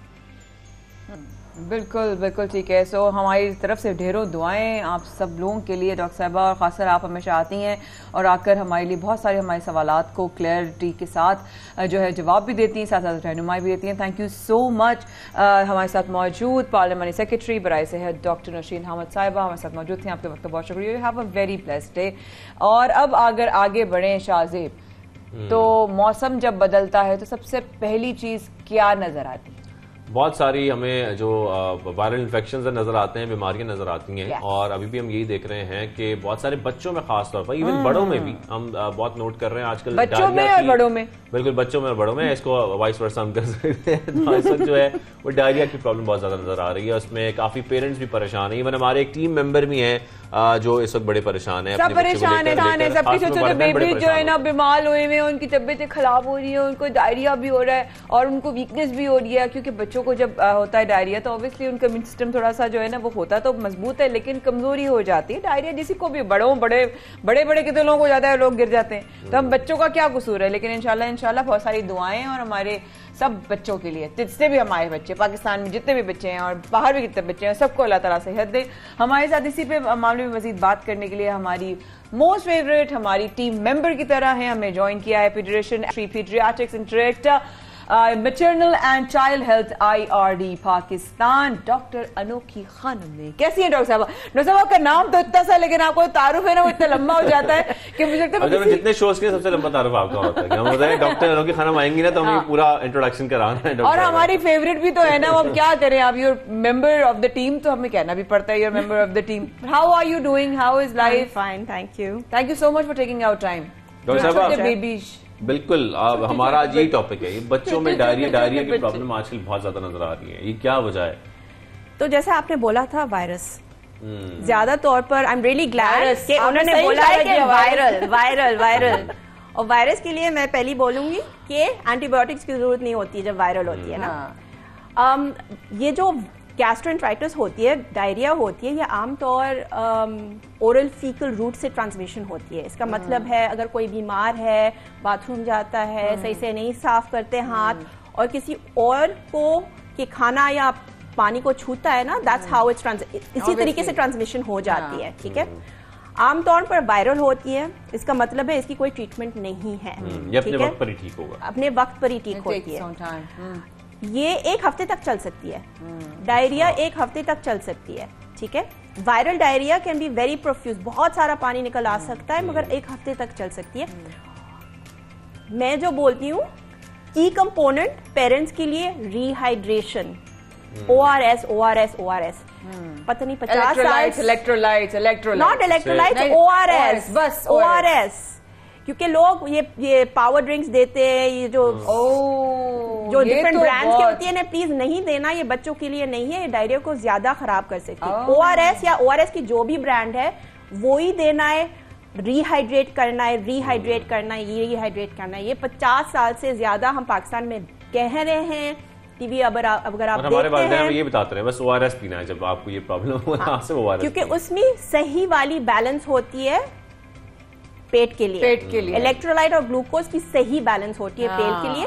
सिर्फ पानी देने से नमक और शुगर नहीं होती है, तो ORS पिलाने की बहुत जरूरी होती है। ये की कंपोनेंट होती है। अगर आप अपने बच्चे को हाइड्रेट रख सकते हैं तो बीमारी खुद ब खुद साफ हो जाती है। ये याद रखने में बच्चों के बारे में बात कर रही हूँ। ठीक है, बच्चों में कोई दवाई नहीं होती, मोशन बंद करने के लिए कोई दवाई नहीं होती, और अगर आप कुछ देते हैं मोशन बंद करने के लिए जो बड़े को देते, ये पेट को भी बंद कर सकता है, बहुत सीरियस बीमार हो सकते हैं बच्चे को। अल्लाह, तो यानी कि मोशन से एकदम से वो कॉन्स्टिपेशन का भी कॉन्स्टिपेशन नहीं, वो इंटेस्टाइन्स काम करना बंद कर सकते हैं। क्या बात कर रही हैं? ये रेयर इंसिडेंट्स होती है मगर हो सकती है, इसलिए हम बोलते हैं बच्चे में कोई मोशन बंद करने की कोई दवाई नहीं है। लेकिन डॉक्टर साहब ये पता कैसे लगे? पेरेंट्स ये परेशान होते हैं कि ये डायरिया है या नहीं है, ये कुछ और तो नहीं है, ये कैसे पता लगा कि ये वायरल इन्फेक्शन और डायरिया ही है? और भी सवाल। वाटरी स्टूल्स नंबर 1, आपको रेड फ्लैग्स के बारे में समझ में सोचना चाहिए। 2 science, 1 is blood in stool. अगर मोशन में खून है तो ये वार्निंग साइन है, आपको डॉक्टर के पास जाना है। ठीक है, वो फिर भी वायरल हो सकती है या कुछ और हो सकती है या बैक्टीरियल हो सकती है। ठीक है, दूसरी चीज है म्यूकस इन स्टूल, ये जो बलगम जैसी होती है, अगर स्टूल बलगम जैसी बन जाती है वो दूसरी रेड फ्लैग है, आपको दिखाना है, देखना है कि अगर कुछ और हो रहा है। और तीसरी डिहाइड्रेशन, अगर बच्चा डिहाइड्रेट हो रहा है आपको बच्चे को फौरन अस्पताल ले जाना है। अच्छा डॉक्टर साहब, इसी सारी सिचुएशन से रिलेटेड दूसरा सवाल है कि किस तरह के इस वक्त, क्योंकि डायरिया एकदम से बच्चों में नजर आ रहा है, क्योंकि ज़ाहिर सीजन चेंज हुआ है, वेदर चेंज हुआ है, क्या वजूहात वही है, आप क्या समझती हैं? ये हमें पता होना चाहिए कि कौन से बच्चे इस वक्त इस वायरल का शिकार हो रहे हैं ज्यादा, एज ग्रुप? तो ज्यादातर बीमारी जो होती है वो 4 साल की कम उम्र के बच्चे में होते हैं। ठीक है, वायरल ये सारी चीजें 4 साल की कम उम्र के बच्चे में होते हैं। ठीक है, बड़े में भी होते हैं मगर ज्यादातर हम छोटे बच्चे में। ठीक हो गया, ठीक है, ठीक हो गया। इसके अलावा आपने कहा कि साइंस का, अगर कोई बच्चा डॉक्टर डायरिया का शिकार हो जाए तो घर में आपने कहा साइंस है इनके, ये तुम्हारे रेड फ्लैग्स हैं, फौरन आपने कहा पानी नहीं, ORS होना चाहिए। इसके अलावा और बच्चा पानी पी के ORS पी के भी थक जाता है तो क्या उसको देना चाहिए? नॉर्मल खाना जो नॉर्मल खिलाते, खाना बंद करना। वो तो कहते हैं रोटी बंद कर दो, ये बंद कर दो, बच्चा कुछ बंद कर दो, बच्चा बंद कर दो। अगर बच्चा का एपेटाइट है, बच्चा को खाने का जी चाह रहा है तो नॉर्मल खाना खिला देना। जब आप नॉर्मल खाना खिलाएंगे ना, इंटेस्टाइन इरिटेट हो तो वो जल्दी से जल्दी बाहर निकल आएगा, वो तो नॉर्मल है। इसलिए लोग बंद करते हैं क्योंकि सोचते हैं अगर हम खाना बंद कर देंगे ना तो मोशन बंद हो जाएगा। बिल्कुल ऐसे नहीं, अगर आप खाना खिलाएंगे तो हाँ, मोशन से खाना के बाद फौरन आएगा, मगर खाना के साथ एनर्जी आएगा, न्यूट्रिएंट्स आएगा। बच्चा कैसे ठीक हो जाएगा अगर न्यूट्रिएंट्स नहीं दे रहे? डॉक्टर साहब साथ इस पे भी जरा रहनुमाई फरमाइएगा, क्योंकि एक चीज, बच्चे की तबीयत खराब है, आपने कहा कि 4-5 साल से छोटे, हाँ, तो वो उनको ना कंफर्ट जोन बड़ा जरूरी होता है। अगर माँ बाप के ही हाथ पांव फूल जाएंगे और वो पैनिक हो जाएंगे, वो बच्चे को कैसे ठीक करेंगे? So how important it is to parents कि वो काम डाउन रहे। और वो वेरी इंपॉर्टेंट इस उम्र के बच्चे में बहुत कॉमन होती है बीमार होने में। ठीक है, चंद बच्चे हर महीने बीमार होते हैं, हर महीने में होते हैं, नजला, खांसी, जुकाम या डायरिया। ऐसी कुछ होती रहती है। आपको बस काम डाउन होने चाहिए।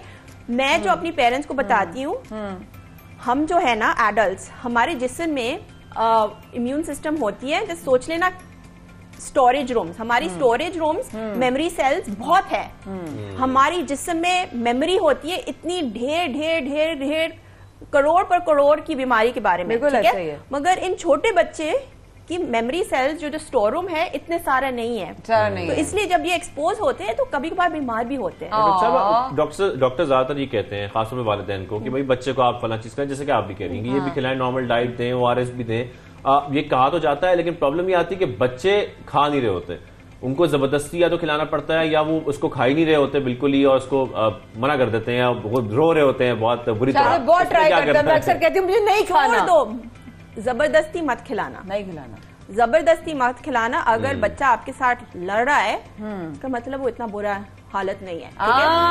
अगर आपके बच्चे लड़ रहा है तो इसका मतलब बुरा हालत इतना नहीं है, मगर आपको जो देना है वो ORS। हम चंद दिनों के लिए रह सकते खाने के बगैर, मगर पानी के बगैर नहीं। और क्योंकि मोशन हो रहा है तो हमें सिर्फ पानी नहीं देना चाहिए, हमें नमक और वो ग्लूकोज देना है जो ORS के फॉर्म में, ताकि वो एनर्जी भी रिप्लेनिश होती है। घर की ORS जबरदस्ती पिलाना, मगर ORS जबरदस्ती पिलाएं, हाँ, मगर जबरदस्ती ना खिलाएं, खाना मत जबरदस्ती खिलाएं। ठीक है, यानी कि बहुत सारी चीजें इस तरह कहते हैं, दही जरूर लेना चाहिए, वो भी अच्छा है, बनाना जरूर लेना चाहिए, कहते हैं अस्पगोल लेना चाहिए विद दही या बनाना के साथ, अगर बच्चों को अच्छा लगे, अगर अच्छा लगे वो ठीक है, जो भी होम रेमेडीज ठीक है, ठीक है, हेल्दी फूड्स ठीक है। दही में प्रोबायोटिक्स होती है, वो पेट के लिए अच्छा होता है, ठीक है? तो हम भी बोलते हैं कि थोड़ी सी दही भी दे देना खाने के साथ, वो सिर्फ डायरिया को थोड़ी सी कम कर देता है। मगर आप ये याद रखना कि viral illness takes its course, वो अपनी अपनी टाइम पर बंद हो जाएगी। कितना टाइम डॉक्टर साहब, कितना टाइम लगता है? 1 हफ्ता ना? अगर 1 हफ्ते से ज्यादा हो रहा है तो आपको दिखाना है। अगर खून है मोशन में दिखाना है, अगर म्यूकस है मोशन में दिखाना, अगर बच्चा क्लिनिकली बहुत बीमार लग रहा है तो दिखाना, अगर उल्टी भी 2 दिन तक हो सकती है, अगर 2 दिन से ज्यादा उल्टी हो रही है तो दिखाना, वीकनेस भी है और वोमिटिंग भी हो रही है तो आप लाजमी दिखाना। अगर आपको परेशानी है कि मेरा बच्चा बीमार है तो दिखाना, इसका मतलब नहीं है मैंने बोला, अनोखी ने बोला कि 7 दिन तक घर पर है, नहीं, वो तो कट ऑफ है, the child is fit and well, वो भाग रहा है, मोशन हो रहा है 7 दिन तक, तो कोई बात नहीं। हाँ, मतलब आपको खुद बेसिकली आपने पैनिक नहीं करना, आपने सही टाइम पर डिसीजन लेना है। हाँ, मुझे लगता है कि बच्चा मेरा नॉर्मल से ज्यादा निढाल हो रहा है, तो आई थिंक हम डॉक्टर की तरफ जा सकते हैं, right? Thank you so much for always being such a supportive part of the team. आपके वक्त का बहुत शुक्रिया। तमाम वालिदैन आपका बहुत इंतजार करते हैं कि वो बच्चों के बारे में जान सकें कि भाई जो वायरल इन्फेक्शंस हैं इनको कैसे ट्रीट करना है, इनको कैसे डील करना है, वो बड़ा इंपॉर्टेंट। डॉक्टर साहब, thank you very much for joining us. यहाँ पर हम ब्रेक लेते हैं, मेरा ख्याल है हम लेते छोटा सा, बहुत इंपॉर्टेंट बात है, हम अपने घरों में बच्चों को मैसेजेस कर देते हैं कि डॉक्टर अनोखी खानम का सेगमेंट जरूर देखिए, आप हमारे साथ रहिएगा। इस वक्त के बहुत बहुत आम सेगमेंट सुबह सवेरे पाकिस्तान में शाजिब माया कर रहे हैं आपका इंतजार। थैंक यू डॉक्टर साहब वंस अगेन।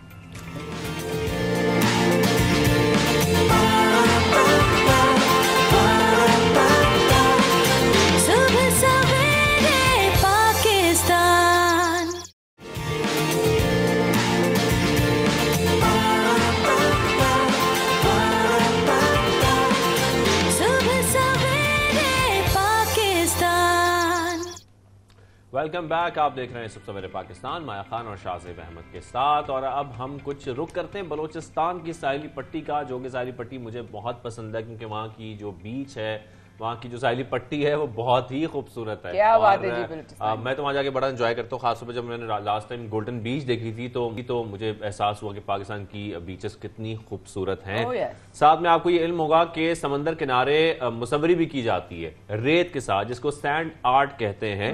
और ये मुसवरी करने को थोड़ी हम 3D बीच सैंड आर्ट भी कहा जाता है। ये आर्ट न्यूजीलैंड और यूरोप समेत दुनिया के मुख्तलिफ ममालिक में मौजूद है। पाकिस्तान में हम बहुत कम देखते हैं ऐसे आर्टिस्ट, लेकिन आज हम आपकी मुलाकात करवा रहे हैं एक ऐसे ही आर्टिस्ट से जो कि साहिली पट्टी पर सैंड के साथ यानी कि रेत के साथ देखें किस किस्म के मुजस्मे बना देते हैं। Wow, I have seen great artist, लेकिन बाकी में कुछ ऐसे आर्टिस्ट होते हैं जो आपको हैरान कर देते हैं, और फिर उनका ताल्लुक अगर पाकिस्तान से हो तो लगता है कि वाकई में हम लोग कितने खुशनसीब हैं, हमारे मुल्क में कितना टैलेंट है।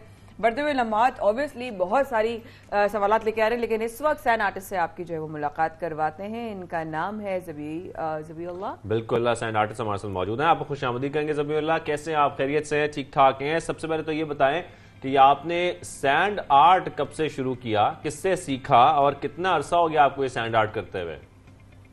वालेकुम सलाम सर, मैंने सैंड आर्ट 2006 में तो कुछ इंटरनेशनल के आर्टिस्ट आए थे हमारे यहाँ गड्डनी में, तो मुख्तलिफ शो के आर्टिस्ट थे वहाँ पे।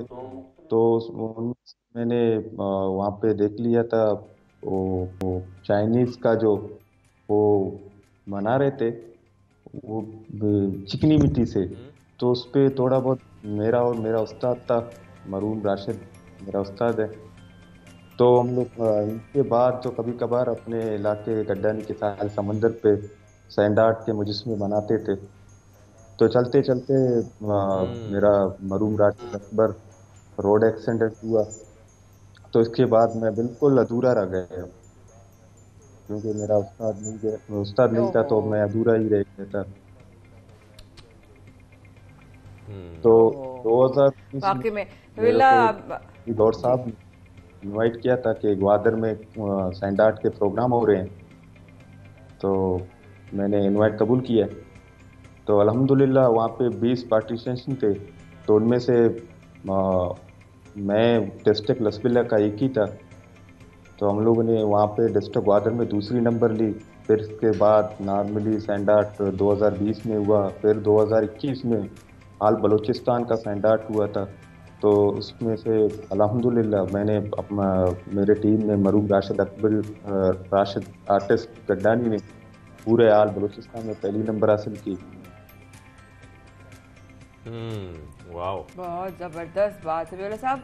आप बता भी रहे हैं अपनी कहानी भी, लेकिन समंदर किनारे तेज़ हवा में इस तरह का काम करना, रेत पर जो है मुसव्वरी करना बहुत मुश्किल होता है। बताएंगे कितना मुश्किल होता है?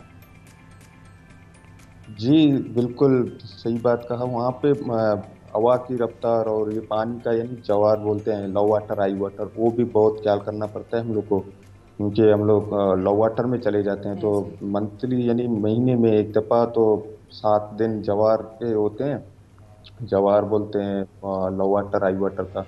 तो हम उसी मखसूस टाइम पे जाते हैं वहाँ पे। सैंड आर्ट और स्केच आर्ट, बीच आर्ट मुख्तलिफ वहाँ पे होते हैं। बिल्कुल बिल्कुल ठीक। तो सैंड आर्ट के अलावा किस चीज का शौक है आपको? घर के गुजर कैसे होता है? इसी काम से हो जाता है या आप कोई और काम भी करते हैं? नहीं, उसमें तो गुजर बसर नहीं होता है, तो क्योंकि हम लोग को कोई सपोर्ट वगैरह नहीं है। हम लोग कभी कभार यहाँ पे जो दोस्त वगैरह बोलते हैं या हम लोग को कोई बड़े आदमी बोलते हैं कि हम लोग का स्केच आर्ट बनाना है, तो हम लोग उसमें थोड़ा बहुत गुजारा कर लेते हैं। तो हम लोग टीम मेंबर के साथ जाते हैं वहाँ पे किनारे पे, तो उनकी लंबाई होती है, मैंने लास्ट बना लिया था सबसे बड़ा 210 बाय 140 फुट, तो सबसे बड़ा मेरा स्केच आर्ट था वो। अच्छा, क्या बात है। अच्छा ज़बीहुल्लाह, साथ में मैं देखो सत्तार ईदी की तस्वीर भी साथ में चल रही है इस वक्त स्क्रीन पर। अब तक कितनी शख्सियात की आप मुसव्वरी कर चुके हैं, खासतौर पर अगर हम साहिली पट्टी पर बात करें कि वहां पर जो आपने अभी तक की हैं? मैंने साहिली पट्टी में, हुरमाड़ा में और गड्डानी में मैंने तकरीबन साहिली बेल्ट में जहाँ भी स्केच आर्ट बहुत बना लिए, और मेरे को इतना याद भी नहीं है कि मैंने कितने बनवाए हैं। और मेन शख्सियत के होते हैं, तो यानी जो मशहूर फुटबॉलर होते हैं या मशहूर सिंगर आतिफ असलम का था।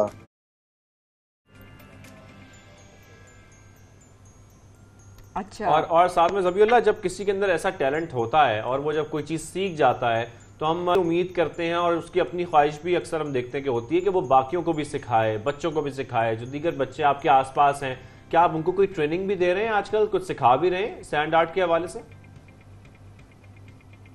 बिल्कुल बिल्कुल बिल्कुल सर। मैं पहले तो यानी दो थे, इसके बाद मैं एक हो गया था, तो बहुत मुश्किल था मेरे को, यानी आगे चलना बहुत ही मुश्किल, बहुत मैं कहूँ कि चल नहीं पा रहा था।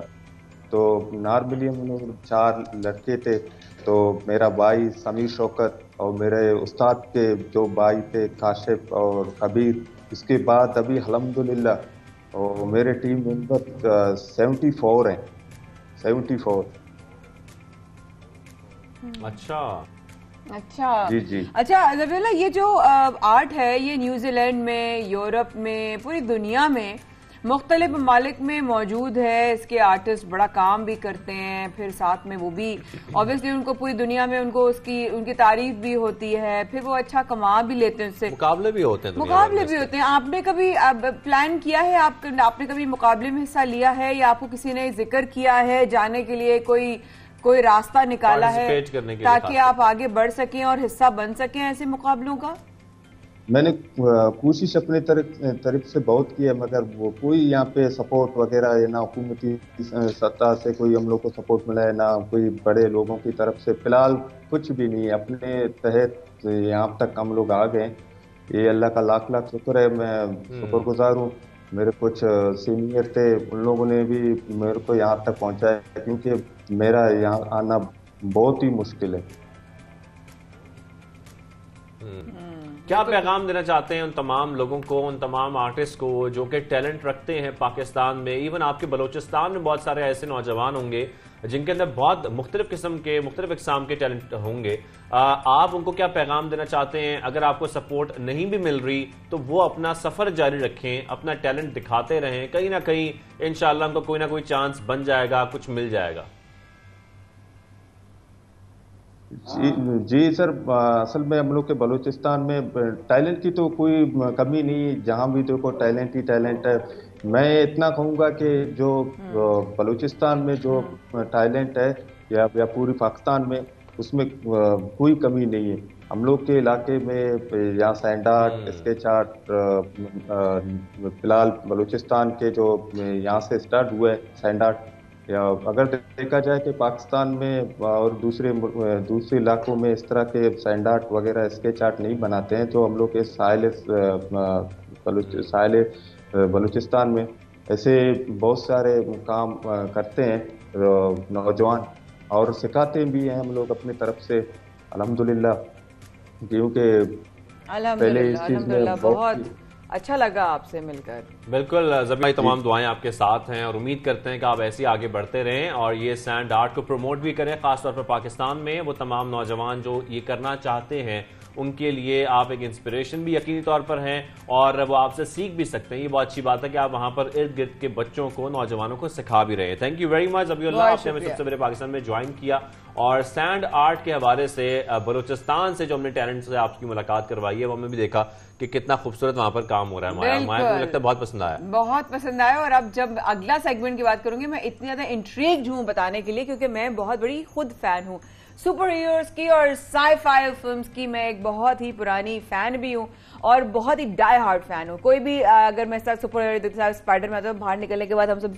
कर रहे होते हैं, अगर कोई बैटमैन होता है तो हम यूं कर रहे होते हैं। हाँ, ऐसे होता है शौक। बैटमैन ऐसे कौन सा करता है? अरे मुझे ये बताएं। अच्छा, मैं तो फिर भी ओपनली बता रही हूँ ना, कन्फेस कर रही हूँ। ये इंसान सिर्फ देख रहा होता है, बताता कन्फेस कर लूंगा, लेकिन ये बैटमैन मैंने देखना है कि कौन सा वाला बैटमैन था। लेकिन पता है क्या, उसके ऊपर सीरीज भी एक सिटकॉम है, बिग बैंग थ्योरी। इसके फैंस के हवाले से सारी सीरीज देखती रही हूँ और बहुत बड़ी फैन भी हूँ। लेकिन इस तरह की तमाम, इस तरह पूरी दुनिया में जो है वो इस तरह की साइकॉन, जो इस तरह के जो वो होते हैं, इवेंट्स होते हैं, एग्जीबिशंस होती हैं, वो साल में एक दफा पूरी दुनिया में होती है और वहां पर इस तरह के कलेक्टिबल्स मिलते हैं जिनकी कीमतें हजारों लाखों डॉलर्स तक जारी होती हैं, जिसमें उनके सूट्स होते हैं, उसमें उनके आर्मर्स होते हैं, उसमें उनके यूटेंसिल्स होते हैं, वो तमाम चीजें जो उनके वेपन्स होते हैं, उनकी एग्जीबिशन होती है और वो लोग खरीदते हैं। वो खरीदने वाले बताएं कि खरीदते तो हैं, लेकिन आपने कभी कोई ऐसा घर देखा है कि उसमें, जैसे कि आप फैन हैं, मैं फैन हूं, कोई फैन ऐसा हो कि वो एक पूरी कलेक्शन अपने कमरे के अंदर करे और रूम के अंदर सारे सुपर हीरोज ही मौजूद हों और सुपरमैन भी हो, बैटमैन भी हो, स्पाइडरमैन भी हो, सब सुपर हीरोज आपको कमरे में? मेरे बगैर गए थे, क्योंकि आप गए नहीं भाई, हमें पता ही नहीं था आप जा रहे हैं। किया था सबको, हमें पता ही नहीं था, हमें नहीं इनवाइट किया था। लेकिन अभी मैं आप लोगों के साथ जाके देखूंगी और हमारी इन्होंने मुलाकात की शाजिब साहब ने, औरंगजेब मरी, जिनके पास बेहतरीन कलेक्शन है, इस तरह की कलेक्टिबल्स हैं, ये आम जगहों पे नहीं मिलते, ये सिर्फ शौक वाले इंसान के पास मिलेंगे। तो आइए आपको दिखाते हैं। सबसे पहले अगर मैं अपनी बात करूं तो मुझे बचपन से करेंसी नोट्स इकट्ठे करने का बहुत शौक था, करेंसी नोट्स की कलेक्शन का बहुत शौक था। कुछ लोगों को बाइक की कलेक्शन का शौक होता है, गाड़ियों की कलेक्शन का शौक होता है, मुख्तलिफ शौक लोग रखते हैं। लेकिन जब हम जिंदगी में आगे बढ़ते हैं, अपनी प्रोफेशनल लाइफ में आते हैं, तो अपने तमाम शौक एक डस्टबिन में डालकर कहीं दूर फेंक आते हैं। लेकिन आज हम आपकी एक ऐसे शख्स से मुलाकात करवा रहे हैं जो अभी भी कॉमिक्स यानी कि कॉमिक्स की कलेक्शन रखने का शौक रखते हैं, और ये सारी कलेक्शन आप उनकी देख सकते हैं, चाहे बैटमैन हो, सुपरमैन हो या स्पाइडरमैन हो। इसके अलावा भी और बहुत सारे कैरेक्टर्स हैं जो यहाँ पर इस कमरे के अंदर मौजूद हैं। इस कमरे को इस तरीके से सजाना आसान नहीं है, इसकी एक कॉस्ट भी है, इस शौक के लिए आपको मेहनत भी करनी पड़ती है, मुख्तलिफ ममालिक से कलेक्शन इकट्ठी करनी पड़ती है। तो आज हम आपको उस शख्स से मिलाने जा रहे हैं जो कि कोई बच्चा नहीं है, कोई टीनेजर नहीं है, वो आपकी और हमारी तरह एक प्रोफेशनल लाइफ है उनकी है, लेकिन हम आपकी मुलाकात करवाएंगे औरंगजेब मरी से। तो ये कलेक्शन देखने के बाद हमारे जहन में सबसे पहले तो ये आ रहा है कि ये कलेक्शन की किसने है, तो मैं आपकी मुलाकात करवाता हूँ। 38 साल औरंगजेब मरी साहब हमारे साथ मौजूद हैं। अस्सलाम वालेकुम, कैसे हैं आप? अल्हम्दुलिल्लाह, थैंक यू सो मच आपने क्योंकि हमें इनवाइट किया और हम ये देख सके कलेक्शन, ये नेकेड आई से देखने का अपना हाँ, वो काफ़ी लोगों जो पिक्चर्स वगैरह भेजता हूँ, वीडियोस देखते हैं, तो मैं कहता हूँ आके देखने का एक अलग एक्सपीरियंस है, काफ़ी ओवरवेलमिंग हो जाता है असल में आके देखने का। वो बिल्कुल ऐसे बिल्कुल। अच्छा, सबसे पहले तो औरंगजेब भाई मैं आपसे ये जानना चाहता हूँ, इतनी बड़ी कलेक्शन, इस कलेक्शन में कितने स्टैचूज शामिल हैं, ये कलेक्शन शुरू आपने कब की और इसमें कौन कौन से कॉमिक कैरेक्टर्स अभी भी शामिल हैं आपकी सारी कलेक्शन में? कलेक्ट तो मैं बचपन से कर रहा हूँ एंड पहले खिलौने कलेक्ट करते थे, छोटे टॉयज़ कलेक्ट करते थे, फिर आहिस्ता आहिस्ता कलेक्शन बढ़ता गया थोड़े एक्सपेंसिव की तरफ से, expensive figures and figurines, legends हो गए, हॉट टॉयज़ हो गए, इस तरफ। ये जो आप कलेक्शन देख रहे हैं, ये स्टैचूज की कलेक्शन को बिल्ड करने में तकरीबन 7 से 8 साल लगे हैं। वैसे तो आई बीन कलेक्टिंग काफ़ी टाइम से। इन स्टैचूज की खासियत क्या है? बेसिकली ये स्टैचूज हासिल करना कितना मुश्किल है, ये कलेक्शन करना कितना मुश्किल है? मुश्किल तो है, देखिए मुश्किल है क्योंकि ये पाकिस्तान में इजीली अवेलेबल है, ठीक है। आपको बाहर से मंगाने होते हैं, फिर आपको शिप कराने होते हैं, आपको सेलर्स ढूंढने होते हैं, एक पूरी एक it's like an antique collectable unique item after market. Like आपको मार्केट में सर्च करने होते हैं, कुछ वेबसाइट पे अवेलेबल होते हैं, अगर वो सोल्ड आउट हो गया तो आपको एक कम्युनिटी है, वहाँ से आपको बायर्स को ढूंढना होता है, सेलर्स को ढूंढना होता है, कौन बेच रहा है, कौन खरीद रहा है, फिर it's like a Hunt of any collective. तो औरंगजेब भाई आपकी फैमिली में ज्वाइन कर चुकी है और फैमिली से मैं बहुत सारे सवाल करना चाहता हूँ, आपके बारे में पूछना चाहता हूँ। सालू भाभी कैसी हैं आप? ठीक ठाक हैं, खैरियत से हैं? अब भाभी बहुत कम शौहर ऐसे होते हैं जो इस किस्म के शौक रखते हैं, तो हम तो बहुत सपोर्ट करते हैं, आप कितने सपोर्टिव हैं इस मामले में? बहुत ज़्यादा, बिल्कुल। आई एम ऑल सपोर्ट्स, जिस I mean you can see के पास घर में सबसे बड़ा रूम है, तो फुल सपोर्ट ही होगी तभी है, but I am all supportive. लेकिन शादी से पहले आपको पता था कि ये कलेक्शन करने जा रहे हैं या इनको शौक है? ये शौक तो पता था कि है, इस हद तक है, ये नहीं पता था? नहीं, ये भी पता था कि काफ़ी हद तक है, मगर ये स्टैचूज़ का शौक शादी के बाद शुरू हुआ।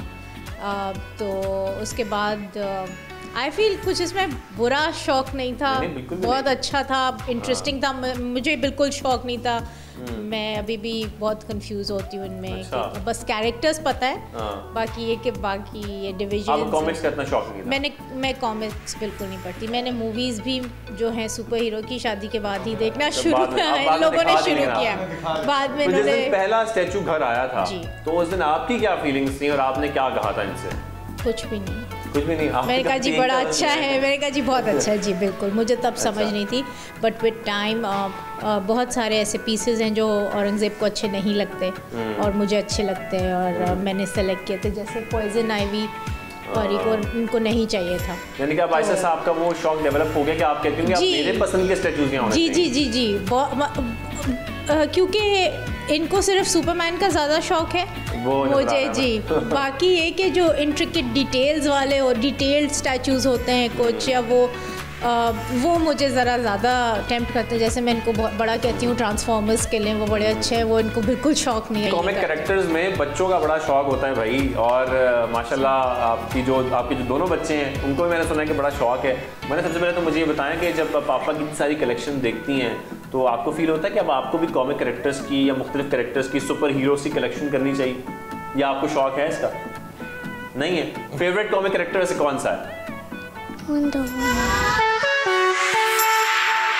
बहुत एक्टिव हैं, हमारे फेसबुक ग्रुप्स हैं और हम लोग बातें करते हैं आपस में, एंड हम लोग शेयर करते हैं। मेरा थोड़ा सा ये है कि जो मेरे कलेक्टिबल्स हैं ना, वो लोग इतना नहीं, उसके भी कलेक्टर्स हैं, काफ़ी कलेक्टर्स हैं।